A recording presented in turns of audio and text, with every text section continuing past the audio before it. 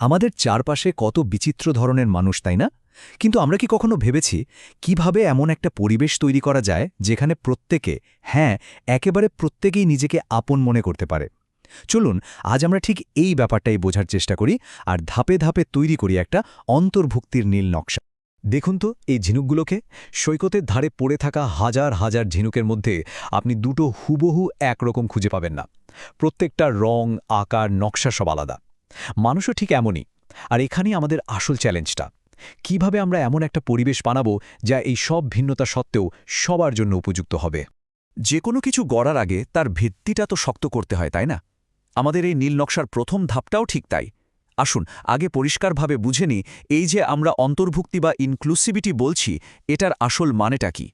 দেখুন, অন্তর্ভুক্তি মানে কিন্তু শুধু সবাইকে একটা ঘরের মধ্যে নিয়ে আসা নয়। এর আসল মানে হচ্ছে প্রত্যেকটা মানুষের শেখার প্রয়োজনকে আলাদা করে চেনা, সেটাকে গুরুত্ব দেওয়া আর সেই প্রয়োজনগুলো পূরণ করার ব্যবস্থা করা। সহজ কথায় বললে, পরিবেশটাকেই ব্যক্তির সঙ্গে মানিয়ে নেওয়া, ব্যক্তিকে পরিবেশের সঙ্গে নয়। এখানে দুটো খুব কাছাকাছি কিন্তু জরুরি শব্দ আছে: অ্যাক্সেস আর ইকুইটি। আচ্ছা ভাবুন তো, একটা লাইব্রেরির দরজায় হুইলচেয়ারের জন্য একটা র্যাম্প বানিয়ে দেওয়া হলো। এটা হলো অ্যাক্সেস বা প্রবেশের সুযোগ। কিন্তু ভেতরে ঢোকার পর যদি দেখা যায় বইয়ের তাকগুলো এত উঁচুতে যে হুইলচেয়ারে বসে থাকা কেউ সেগুলো নাগালই পাচ্ছে না, তাহলে কি কোনো লাভ হলো? হলো না। ইকুইটি মানে হলো সেই তাকগুলোকে এমন উচ্চতায় রাখা যাতে সবাই বই পড়তে পারে। মানে শুধু দরজা খুলে দিলেই হবে না, ভেতরে এগোনোর পথটাও সমান করে দিতে হবে। আর একটা অন্তর্ভুক্তিমূলক পরিবেশ তৈরির কাজটা আসলে অন্য কোথাও থেকে নয়, শুরু হয় নিজেকে দিয়ে। মানে আমাদের নিজেদের ভেতরে থাকা ধারণা, বিশ্বাস আর মনোভাবকে বারবার প্রশ্ন করতে হবে। ভিন্নতার প্রতি আমাদের দৃষ্টিভঙ্গিটা ঠিক কেমন? আমরা কি অজান্তেই কোনো বাধা তৈরি করছি? এই আত্মজিজ্ঞাসাটা খুব জরুরি। তো ধারণাটা তো বোঝা গেল। এবার আমাদের নীল নকশার ভিত্তিটা স্থাপন করার পালা। চলুন দেখে নিই সেই মূলনীতিগুলো যেগুলোর ওপর আমাদের পুরো অন্তর্ভুক্তির কাঠামোটা দাঁড়িয়ে থাকবে। এখানে কয়েকটা মূল স্তম্ভের কথা বলা হয়েছে। যেমন, সবকিছু হবে শিক্ষার্থী কেন্দ্রিক, মানে হলো শেখার পদ্ধতিটা শিক্ষার্থীর প্রয়োজন অনুযায়ী ঠিক হবে, প্রতিষ্ঠানের সুবিধা মতো নয়। আবার ধরুন, ব্যক্তিগত অবদানকে মূল্য দেওয়া। এর মানে হলো ক্লাসের যে ছেলেটা বা মেয়েটা একটু চুপচাপ থাকে, তার মতামত শোনার জন্য একটা সুযোগ তৈরি করা। এই ছোট ছোট নীতিগুলোই কিন্তু আসল ভিত্তি। বেশ, তথ্য তো অনেক হলো। এবার একটু হাতে কলমে কাজ করা যাক। আমাদের নীল নকশার এই পর্যায়ে আমরা কথা বলবো যৌক্তিক সমন্বয় নিয়ে। বলতে পারেন এটা আমাদের টুলকিটের সবচেয়ে কাজের একটা সরঞ্জাম, যা দিয়ে আমরা বাস্তবে পরিবর্তনটা আনব। যৌক্তিক সমন্বয় জিনিসটা আর কিছুই না। এটা হলো কিছু বাস্তবসম্মত পদক্ষেপ বা ছোটখাটো পরিবর্তন যা এক একজন ব্যক্তির নির্দিষ্ট চাহিদা মেটানোর জন্য করা হয়। ব্যাপারটা অনেকটা চশমার মতো। ভাবুন তো, সবার চোখের পাওয়ার তো এক হয় না, তাই প্রত্যেকের জন্য আলাদা পাওয়ারের চশমা লাগে। এই ছোট কিন্তু একেবারে ব্যক্তিগত পরিবর্তনগুলোই হলো যৌক্তিক সমন্বয়। আচ্ছা, বাস্তবে এটা কেমন হতে পারে? কয়েকটা উদাহরণ দেখলে বিষয়টা একদম পরিষ্কার হয়ে যাবে।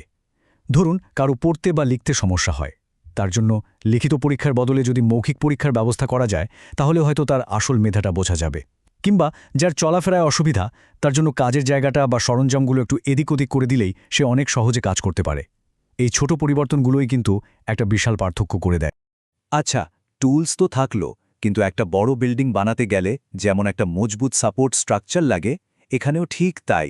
শুধু কিছু সরঞ্জাম থাকলেই তো হবে না, পুরো কাঠামোটাকে ধরে রাখার জন্য একটা শক্তিশালী সহায়ক সিস্টেম দরকার। চলুন দেখি এই সিস্টেমটা কি দিয়ে তৈরি। এই যে মানুষের নেটওয়ার্ক, এটাই হলো আমাদের অন্তর্ভুক্তিমূলক কাঠামোর আসল শক্তি। বলতে পারেন এর মানবিক ভাড়া বা স্ক্যাফোল্ডিং।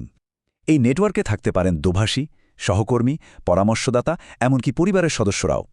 এরাই পুরো সিস্টেমটাকে একসঙ্গে বেঁধে রাখে।